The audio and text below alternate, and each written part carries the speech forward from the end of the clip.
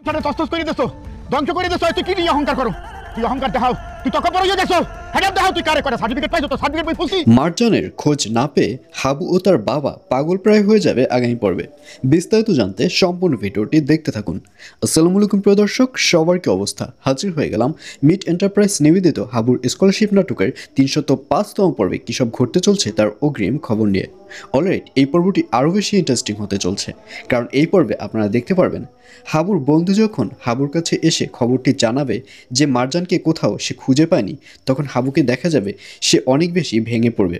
আর এই ব্যাপারটি হাবুর বাবা এসে খেয়াল করবে, এবং হাবুর বাবা যখন জিজ্ঞাসা করবে যে কি হয়েছে, এভাবে কেন ভেঙে পড়ছে, তখন হাবু সব কিছু খুলে বলবে যে তার বন্ধুকে যে ঢাকা পাঠিয়েছে মার্জানের খোঁজ নেবার জন্য, কিন্তু মার্জানকে কোথাও খুঁজে পাওয়া যায়নি। আর এই কথা শুনে হাবুর বাবাকেও দেখা যাবে সেও কান্না করে দেবে, এবং হাবুর বাবা বলবে আমি কেন মার্জানকে আটকালাম না।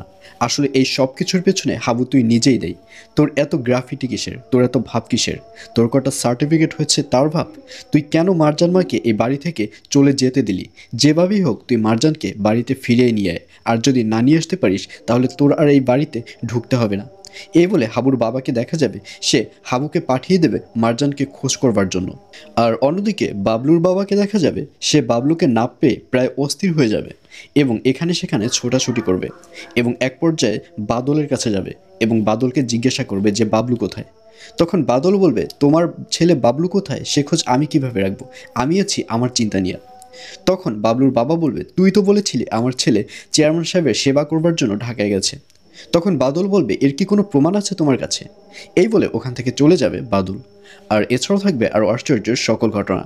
সুতরাং সবাইকে হাবুর স্কলারশিপ নাটকের ৩০৫তম পর্ব দেখার আমন্ত্রণ রইল।